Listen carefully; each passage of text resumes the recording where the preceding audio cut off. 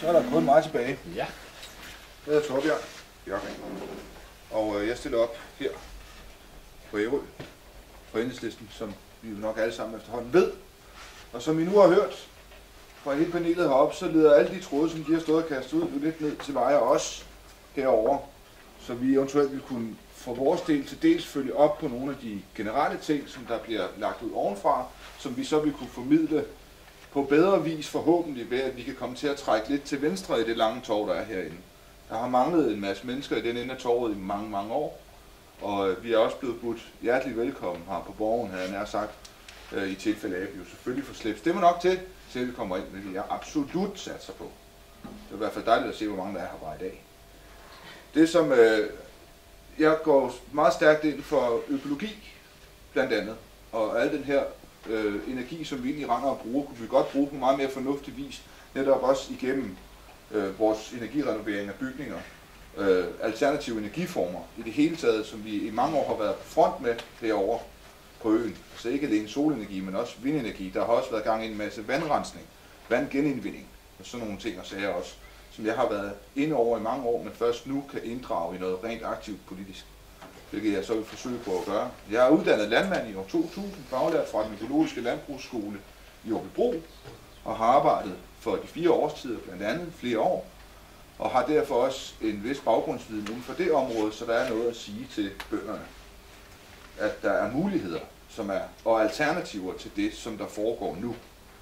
Og at man godt kan formidle tingene på andre måder, altså ikke behøver at være så mange dyr per hektar, som de har på nuværende tidspunkt, for at det kan løbe rundt. Man skal bare finde ud af, hvordan det skal gøres. Så det kræves, at der brydes lidt med den vanetænkning, der har været også inden for landbruget i så mange år herovre, at det, der har fungeret de sidste 100 år, det skal også nok fungere de næste 100 år. Men det kommer det ikke til, fordi så kan vi ikke drikke vores vand på et eller andet tidspunkt. Så kan vi ikke fange nogen fisk derude på et eller andet tidspunkt.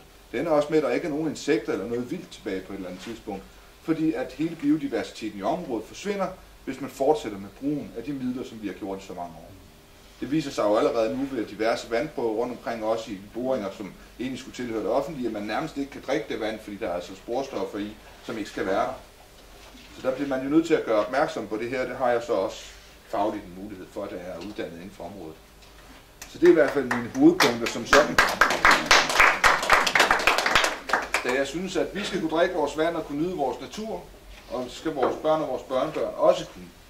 Og vi skal også kunne bruge nogle huse, der er til at fyre op i, uden at man absolut skal brænde det halve af verdens ressourcer af for at kunne fyre dem op.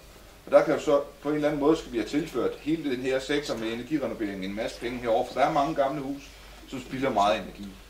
Og den energi kan så også fås på andre måder, at man brænder noget af. Fordi solen skinner jo på os, og der kan vi jo altså godt bruge den en masse, for eksempel mere end vi gør. Så er der også det der lille punkt med, som det blev nævnt, at man ikke kan komme fra en færge og sådan nogle ting. Vi har nogle gratis busser herovre, der er formidable, når de ellers kører. Der er en teletaxa, der er formidabel, når den ellers gider komme ud i et eller andet område, som ligger på en fin linje imellem noget, hvor man ikke kan køre på bestemte tidspunkter, når den ellers kommer. Det kunne også godt være rart at få lavet lidt om på. Men det kræver, at der kommer et nyt syn på tingene.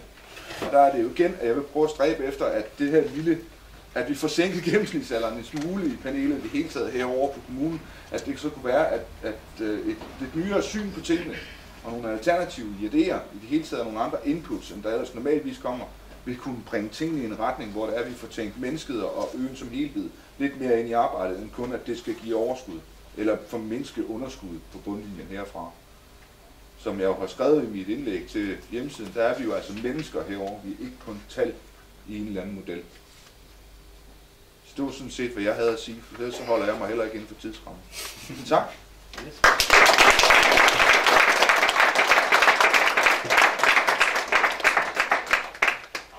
Ja, så er det jo, at der er kommet en dejlig slags spørgsmål ud fra folk,